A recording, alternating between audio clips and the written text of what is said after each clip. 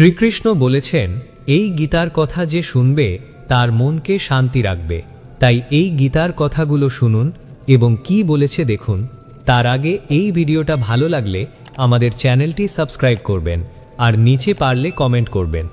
ভগবান শ্রীকৃষ্ণের উপদেশগুলো এমনভাবে গাথা যা আজও দুশ্চিন্তা দূর করতে এবং মনকে শান্ত করতে অসাধারণভাবে কাজ করে।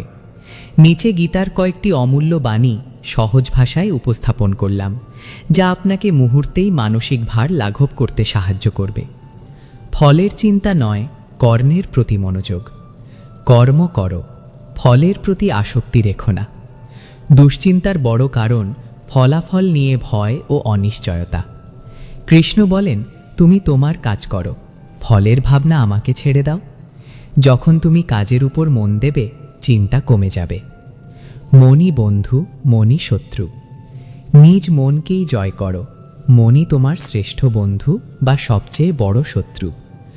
অনিয়ন্ত্রিত মন দুশ্চিন্তা বাড়ায়, কিন্তু মনকে ধীরে ধীরে নিয়মে আনতে পারলে এটাই হবে শান্তির উৎস। যা নিয়ন্ত্রণে নেই তা নিয়ে উদ্বিগ্ন হইও না। কৃষ্ণ শেখান, অন্যের আচরণ, অতীত, ভবিষ্যৎ তোমার নিয়ন্ত্রণে নেই, তাই এগুলো নিয়ে দুশ্চিন্তা করে মন নষ্ট করো না। যা তুমি বদলাতে পারো তা বদলাও, যা পারো না মেনে নাও। প্রত্যেক পরিস্থিতি সাময়িক, সুখ দুঃখ আসবে যাবে, এগুলোকে সহ্য করো। দুশ্চিন্তা তখনই কমে যখন আমরা বুঝি এই দুঃসময়ও কেটে যাবে। প্রতিটি ঢেউ যেমন আসে আর ফিরে যায়, জীবনের ঘটনাও তেমনই। ভক্তি ও স্মরণে মন শান্ত হয়। যে সর্বদা আমাকে স্মরণ করে, আমি তার মন থেকে ভয় দূর করি। ধ্যান, নাম স্মরণ বা প্রার্থনা হৃদয়কে হালকা করে, চিন্তা কমিয়ে দেয়। নিজেকে অপরাধী মনে করো না।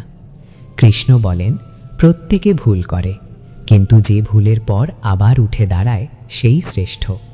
নিজেকে দোষারোপ করা দুশ্চিন্তা বাড়ায়। ক্ষমা করো নিজেকে, এগিয়ে যাও। আমাদের ভিডিও ভালো লাগলে চ্যানেলটি সাবস্ক্রাইব করে রাখবেন আর পারলে নিচে কমেন্ট করে জানাবেন ভিডিওটা কেমন হয়েছে।